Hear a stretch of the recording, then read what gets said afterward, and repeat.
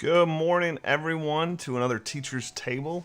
I can't believe we're heading into the last week of school for me. I know some of you have already finished. Congratulations on finishing another year in education. Maybe it was your first year, maybe it was your 10th year, maybe it was your 30th year. But we finished one. We got it. We made it to the finish line. So thanks, everyone, for coming to Teacher's Table. Today is Tool-Tastic Tuesday, where we talk about tools we use in the classroom. I have one queued up here to show you. I'm excited to talk about that. But let's welcome everybody to the table. Again, if you're new to Teacher's Table, this is a space for us to come together as educators and share ideas, swap ideas, build each other up, encourage each other to go try these things, share resources. It's a space for us educators. So if that sounds like something you want to be a part of, come to Teacher's Table. If you're catching this after the stream, feel free to drop some comments into the comment box below, answer the questions, share your ideas, and come to the next live stream. That would be awesome. We got a bunch of returners here. Excited. We got Don. Nice to see you back already. We're already up to 6 likes. That's fantastic. Love seeing that. Jennifer Knox came back. Dig it, Jennifer. Thanks for making it. Kathy Sue's here. Love seeing that. John Dell made it. Nice to see you, John. Love having you on here. Jamie made it. That's crazy talk, Jamie, because she's from California again. That's pretty darn early. David made it. Carrie made it. Good to see you here. Cheryl, welcome to the table. Kyle made it. Nice to see everybody. Luke, fantastic.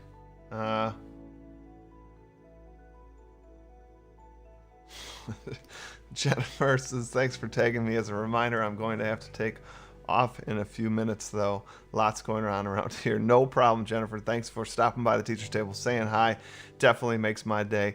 Don't forget to smash that like button and help us on our like goal before you leave. That'd be awesome.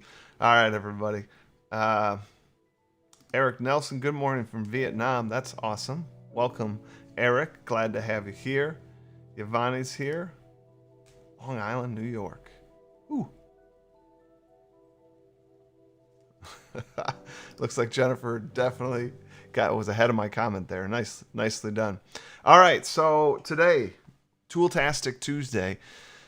I first want to state that when I was thinking of, a good alliteration for Tuesday, like Tech Tuesday was right there, easy to grab. So why do I call it Tool-Tastic Tuesday?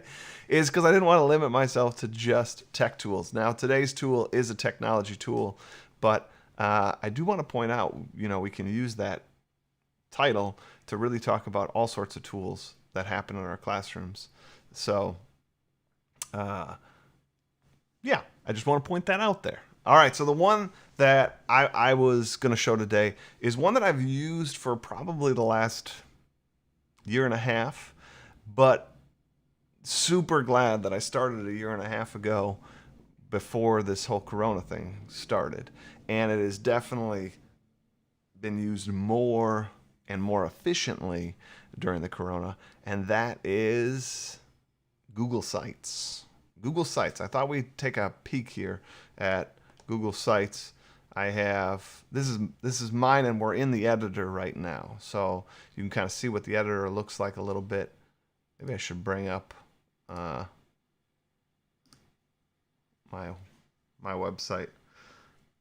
So this is it. Like, this is what the students would see without the editor. It's really nice, super simple to build out.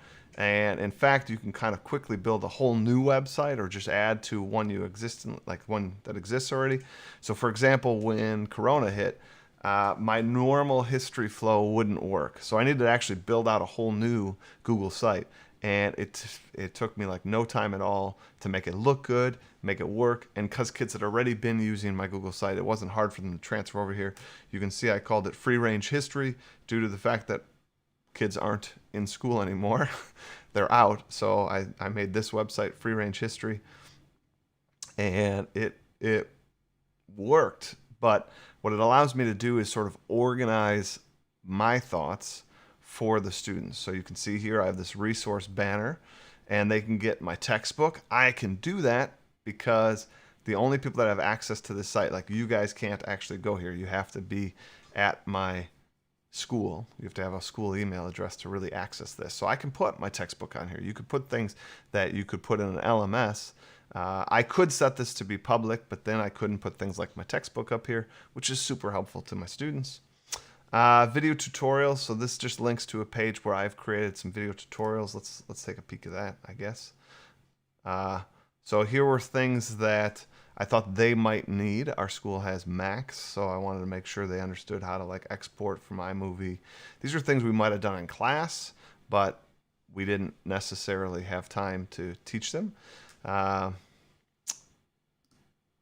And missing work link. I can't really show you that because it's got students' last names on it, but it shows you all the missing work by period, and it really lists it connected to what the lesson was. So if we go kind of down below, you can see all my lessons are numbered. And so with that said, with the numbered lessons, then they just know that they're missing. It'll say like Jimmy's missing lesson 12. They can go quickly find lesson 12 homework on there and hand it in. So super clean. With my Realm of Nobles activities, they can click here and kind of get to a Realm of Nobles page where they see things. It's very clean, very nice. Let's scroll down a little bit here. So let's show you one. Here you go. So this is what I did for my online class. I didn't normally do this. So this is where it was a bit of a change, right? It was a bit of a change from when we were in school. My website was a little different. It was a little more, you know, here's some links, here's some packets, right? And then on the online learning, I really use this as kind of the backbone of my organization. And so here, lesson 9. All of my lessons worked the same way. There was sort of an opening, then there was the classwork. This is what we're going to do during the period. And then there was the assignment. And here in my opening, I always started with a missing homework check. It was okay that kids were a little behind. We kind of allowed that in this digital time, but they needed to know what they were missing. So hey, taking a moment to kind of look and see, and I didn't like hold any guilt over their head about missing it, but like they needed to get it in. So we started our lessons that way. And then there was, I usually do a quote of the day, like even when we were in our classrooms, that was sort of their bell ringer. They would work on a quote, and then we would process the quote together. Something that maybe we should talk about in another teacher's table. Class work then, so here we were doing an activity where they go to this link, so that might be taking them to a Nearpod, that might be taking them to, you know, Pear Deck, that might be taking them to quizzes, Kahoot, whatever. I put the link right in there. Even though it'll say it on all of those things, whatever you're using, it'll say on the screen, you know, go to this website and join with this code. I didn't want to leave anything to chance, right? There's so much cognitive load for those students, and a little bit we could reduce that they don't have to think about. It's more brain power for our content. So I have them click that link, even if it was something they could type in. Then I tell them the code, and they type that in, and then they're in. This assignment, this is how most of my digital assignments got collected. I don't know if any of you listened to the podcast with John Meeham and me. We were talking about all sorts of things, but one of the things I talked about and shared was a tool I use to collect students' homework that's a little easier to grade and go through than, say, Google Classroom. So any bit of efficiency, I'm a huge efficiency guy, where I love any little bit I can cobble together. Even if it sounds silly, even if you're like, well, this thing only saves you like a minute. Well, yeah, but if I do that task 75 times a year, you know, that's an hour and 15 minutes times the like 20, 30 years you're going to work, right? Like, I'm going to take that. And it's about these micro efficiencies. Huge on that. That could be a whole nother conversation. So nonetheless, this is sort of telling them, it uses a Google form, and it's telling them what to put in each box. So box 1, the requirement was to answer some questions that were found at the end of the chapter. Box 2, this is part of my gamified thing. A lot of times my box 2 was an optional Realm of Nobles task they could do and earn points for. And then right here, submit assignment button. So they don't have to go find that form. It's not like in another spot. Everything's just simply laid out there as easily as possible. All right, I gotta jump back and see what you guys have all said. I sort of talked a lot, and we can go back to Google Sites. I'll even show you sort of the creator here, but let's see what we got here. I'll scroll back up. Bunch of good mornings. Tool-Tastic teacher's table today. John Dell, that is the alliteration of the century. Whew! I love it.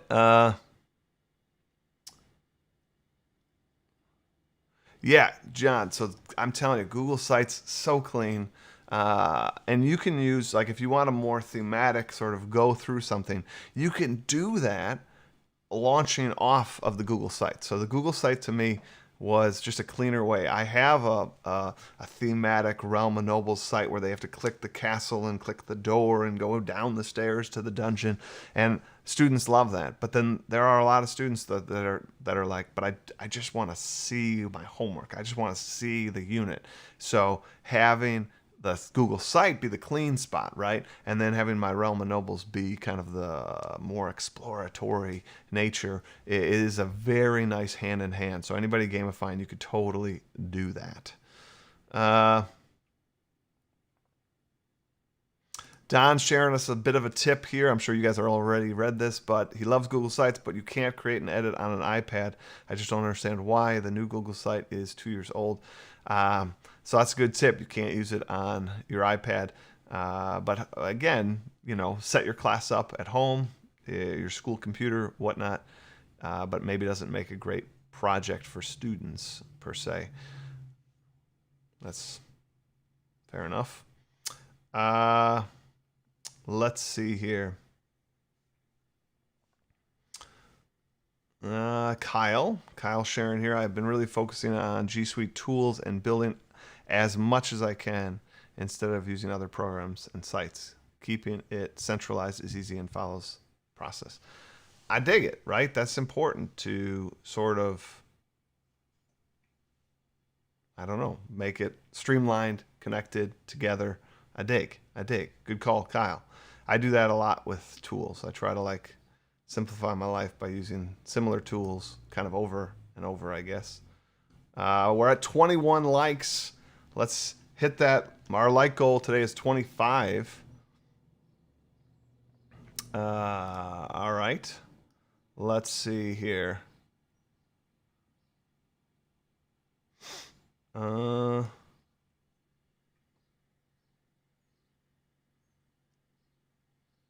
Yeah, Jennifer, I'm glad you'll be checking it out. Scott, good morning. Carrie's sharing kind of a student-led one here. Let's see here. Carrie says, I had students make their own Google site as part of my distance learning curriculum.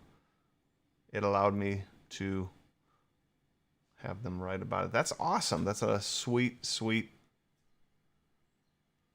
sort of connection there. I dig.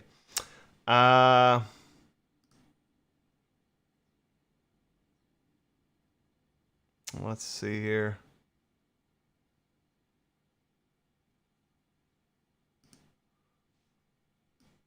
Okay.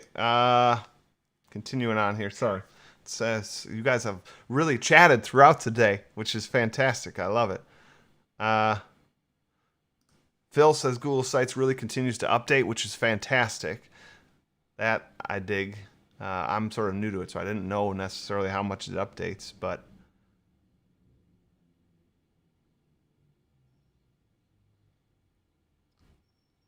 Carrie, that's cool that by giving students that sort of choice, it really opens up what they share with you and what you sort of learn about them. That's fantastic. Let's see here.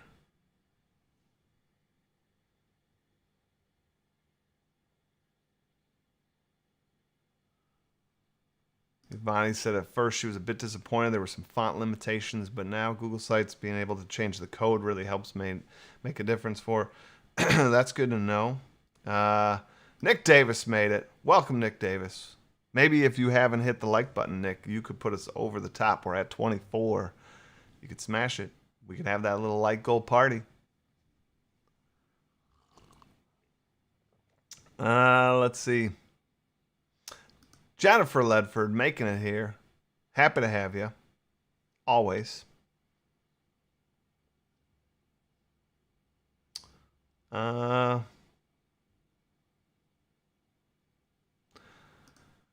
asks a great question. Do I need to make one for each class section? No. So again, if we were to sort of hop over, oh, wrong button. If we were to hop over here, I guess I don't know exactly what you mean by each class session. If you meant section, it depends how similar your sections are. If they're all working on similar work, then you could do this. So for me, I see half the grade today, half the grade tomorrow, and lesson 9's the same for each half grade, right? So like, yep, that's my world history class, no matter what section you're in. Numbering your lessons like that, if your sections are at different places, might be nice, because then you can say, hey, we're on lesson 8, the other group's on lesson 10, because of various off days in school and whatnot. That would work. Ho! We just hit 25. I saw it, people. It happened. We're gonna have our little like goal reach dance party. Boom. Thank you guys. Again, like goals is showing that we're all here, we're connected, we're working together to make kind of our classes as good as they can be. So thank you, everyone, for that.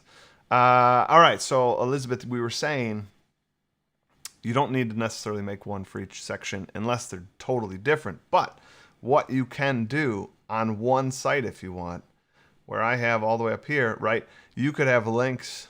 This could be like where I have world history book and this, that. That could be like your section 1, your section 2, or your like biology class and your chemistry class, right? You could build that out. And let me show you on my editor, you can make multiple pages. So those just become a page, right? So you could make a chemistry page and have it look the same way, and a biology page and have it look the same way, right?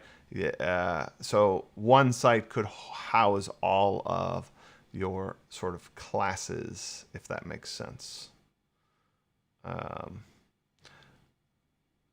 Yeah, a little trick that I learned here when editing the site here, if we click this and go to properties,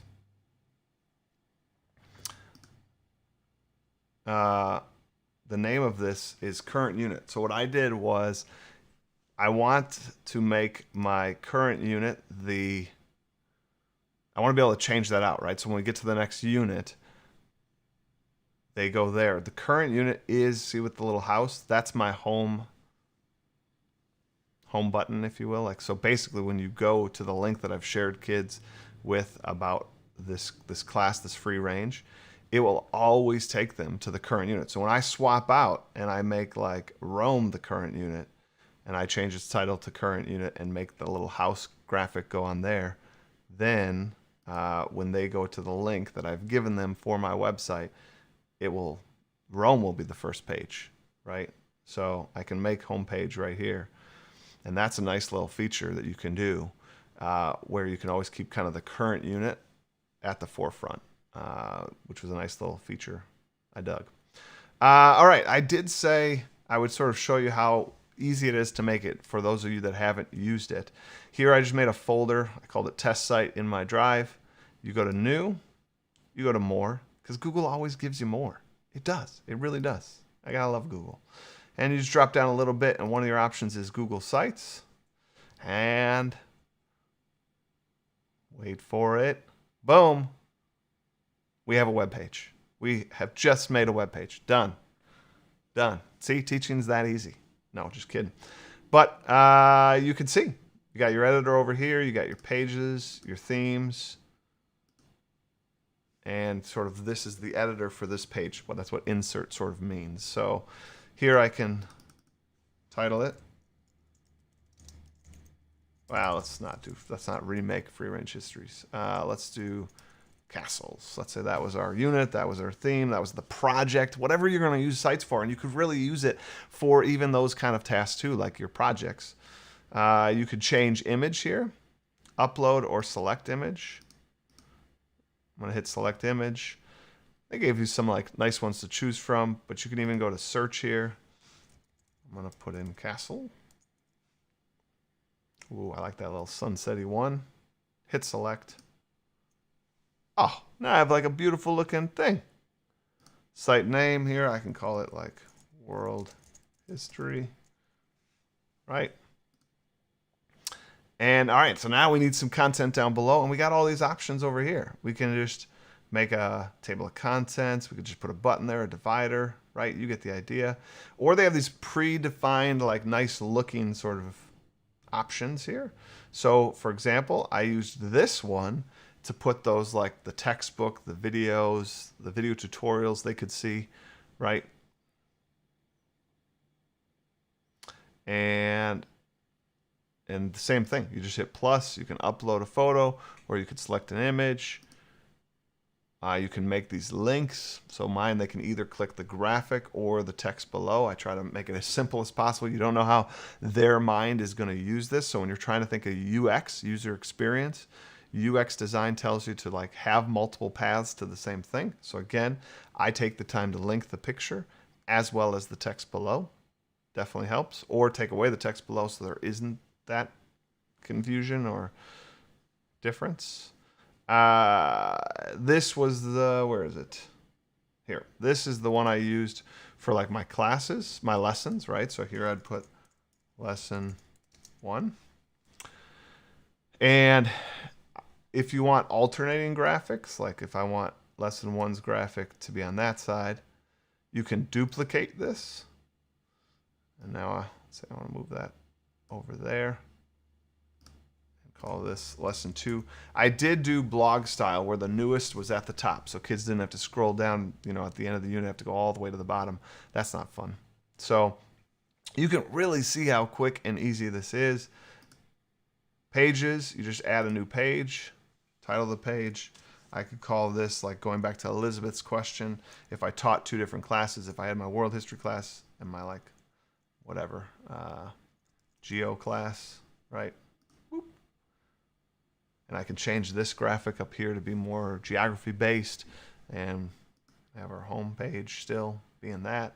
So if I did that, if I had multiple classes, what I would probably do is have your landing page be kind of an introduction to you or whatever, and then have each of these boxes down below maybe be my geo class, and they would click that and go to the geo page. My world history class, go to my world history page. I hope that makes sense. All right, let's see what else we got.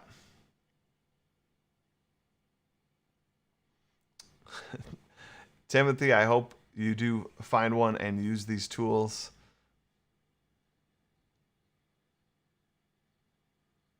John Tell, if we hit our goal, are you going to tell us what's in your coffee? Just black coffee, my friend. Just black coffee.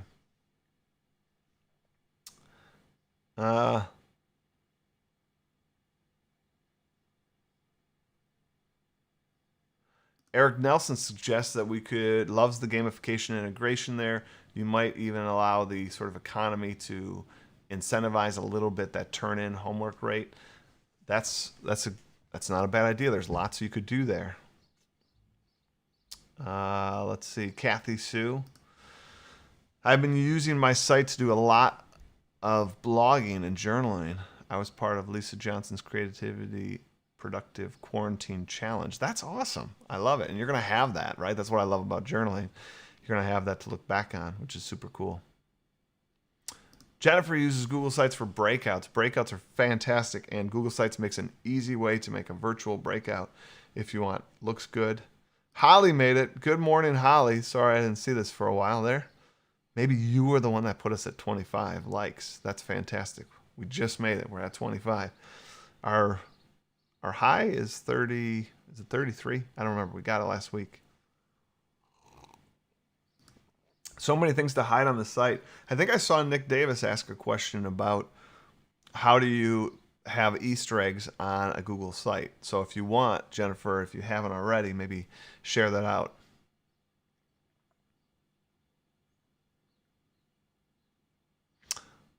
Ooh, sorry to hear that, Adam. I hope you're feeling better.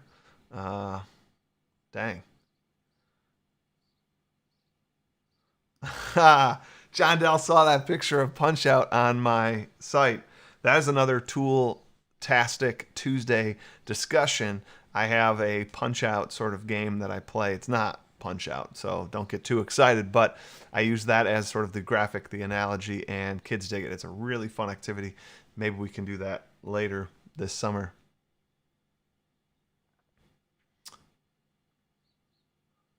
All right, Elizabeth. Hopefully all that helped. I went on a very large tangent, so hopefully that worked for you. Let's see. Whoa, we made it.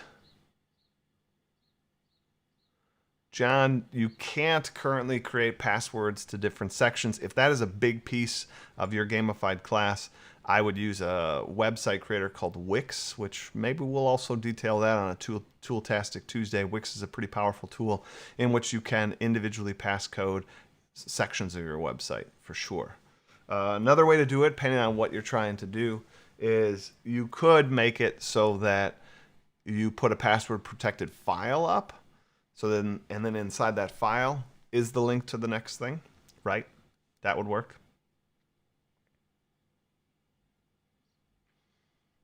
Online scavenger hunt, you could totally use that, Luke, for that. Another tip from Don. So glad to have you on here, Don. Google Sites made it easy to copy pages and allow editing capabilities. I didn't know, because when I first started using it, you couldn't let like others edit it. It would have to be tied to my account. Let's see. Josh here. Nice to see you, Josh. So glad to have you on Teacher's Table. Thanks for making it. John, you can actually share the published view with certain subsets of students so they can view it, but by just logging into their Google accounts. That's cool. That's a cool answer there. I didn't know. Does anybody else can answer this for Colin? I don't know if there's a comparable Microsoft product. Again, I'd suggest Wix as another free creator and editor. Yeah, so Don, I didn't actually get to this, but when you hit publish, it'll show you a side-by-side view of like the current site and like the old site, like your new site, I should say, and your old site. Let's see. Lots of comments today. I dig, I dig.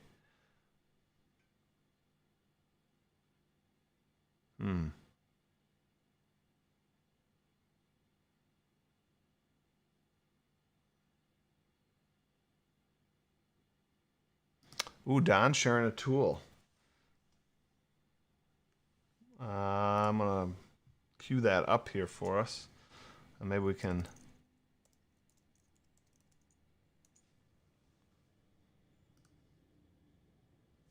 All right, let's bring it up here. Here's a tool that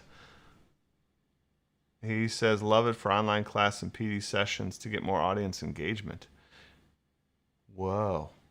Definitely going to have to be checking this out. That's awesome, Don. Thanks for sharing that. Going to be checking that out, and who knows, maybe that'll be another Tool-Tastic Tuesday that we sort of break that one down later. Thanks for sharing that. Google Slides, presentation, library. Ooh, Adam Marino telling us our high. Our high was 37, so we're 10 off of our high, but that's amazing. We made our goal. Timothy, have a great day.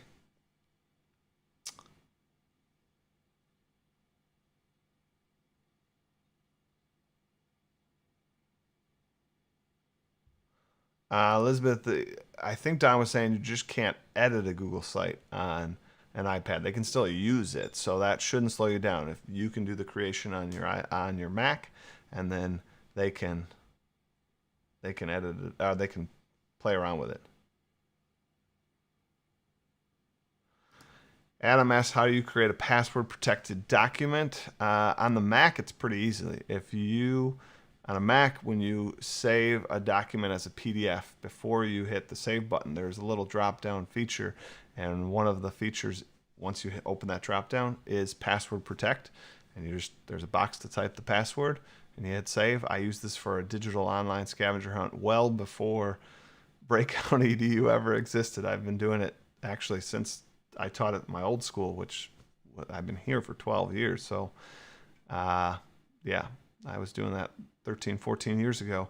I made 12 different password protected PDF documents, put them on my website, named them weird things because the address became like my website / the file name. So I didn't want it to be, like level 1, level 2, level 3, because then they could find it.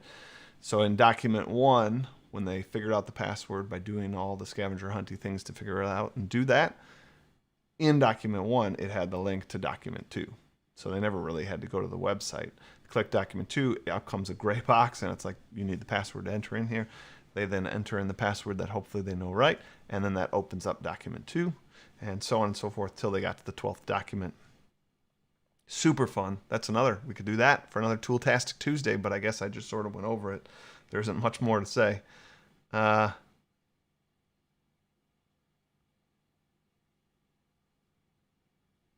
see. Nice, Kathy Sue. Already thinking about where is Teacher's Table headed for the summer. It says maybe during summer we could do Teacher's Table Tool Tuesdays, just one day a week. That's a possibility. We really got to figure that out. All right, guys. On that note, though, I do notice I'm mindful of the time. This is supposed to be a half-hour chat. I am curious on your end. I hope everything is working out well on Teacher's Table. I hope you're enjoying coming to Teacher's Table. Shout out to Hive Summit. If you haven't signed up for that already, sign up for Hive Summit by going to hivesummit.org. And I hope you have a great day, and I will see you tomorrow on my last day of school. Today is my last bow tie Tuesday of this school year, so I got dressed up in my bow tie. All right, guys, you have a great day. Get after it. Have a good one.